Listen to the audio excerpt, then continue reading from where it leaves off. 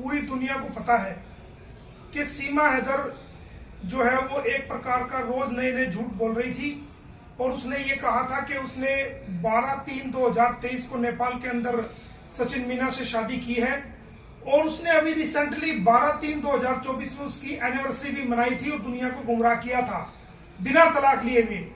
और अभी जो खबरें भी सुनने आ रही थी कि भाई वो किसी बच्चे को भी जन्म देने जा रही है और कई बातें उसके अंदर थी।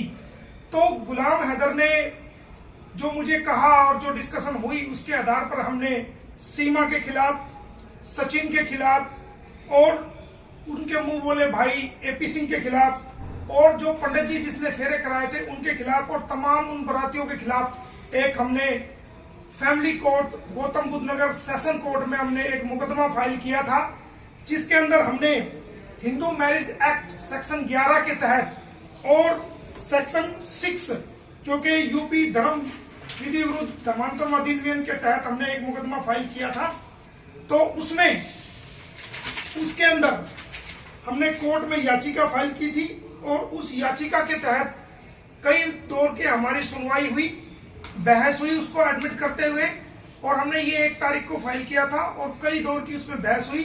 तो कल ऑनरेबल जज साहब ने जो वहां पर जज साहब थे राजेश कुमार मिश्रा जी, उन्होंने हमारी दलीलें सुनने के बाद हमारे केस को जो है एडमिट कर लिया है और इसके अंदर बहुत जल्दी ही सीमा को, सचिन को, डॉक्टर एपी सिंह को और शादी कराने वाले, गलत फेरे कराने वाले पंडित जी को और तमाम उन लोगों को जो इस शादी में शामिल हुए थे, बहुत जल्दी इसके अंदर जो है नोटिस जारी होगा। हमारी याचिका को स्वीकार कर लिया गया है। ये एक बहुत बड़ी हमारे लिए खुशखबरी की बात है और गुलाम हैदर के लिए बड़ी बात है। ये जो शादी का आपने जिक्र किया, ये नेपाल की बात कह रहे हो या इंडिया में जो विटनेस है बताती है अपन? ये 12/3/2023 को ये खुद कहती है कि इन्होंने पशुपतिनाथ में शादी की थी, वो शादी और उसकी जो एनिवर्सरी इन्होंने मनाई है 12/3/2024 को और बाकायदा उसके अंदर फेरे भी दिखाए हैं और ऑनलाइन सारी दुनिया को दिखाया था। उसको हमने चैलेंज किया है और जिसको ऑनरेबल कोर्ट ने हमारी दलीलें सुनने के बाद हमारी याचिका को स्वीकार किया है। आप लगातार याचिका डाल रहे हो लेकिन सीमा ने एनिवर्सरी फिर भी मनाई।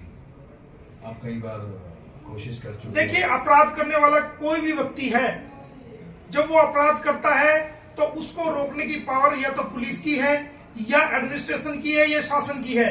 गुलाम हैदर चूंकि अपने देश में बैठा हुआ है, सऊदी अरब से वो वापिस आया है, वो अपनी कानूनी कार्रवाई को कर रहा है और हम कानूनी कार्रवाई के जरिए ही अपनी कोशिशें जारी रख रहे हैं। अगर वो अपराध कर रही है तो वो स्वयं जिम्मेदार है और जितनी बारी अपराध करेगी उतनी बारी कानूनी कार्रवाई को उसके खिलाफ अमल में हम लाएंगे। इस याचिका पे अगली सुनवाई कैसे रहेगा? इस याचिका पे बहुत ही जल्दी अभी हमारी कल ये एडमिट हुई है हमारी याचिका और इस याचिका पे बहुत ही जल्दी जो ऑर्डर पास हुआ है वो ऑर्डर की हमने कॉपी अप्लाई कर दी है। वो ऑर्डर आने के बाद हम आपको बताएंगे कि इस ऑर्डर में क्या ऑर्डर पास किया गया है, लेकिन हमारी ये याचिका ऑनरेबल कोर्ट ने स्वीकार कर ली है। ठीक है। याचिका में क्या कहा था वकील साहब आपने? याचिका में हमने एक तो शादी, इसकी जो शादी है इसको चैलेंज किया है, ठीक है, और एक हमने कहा है कि जो इससे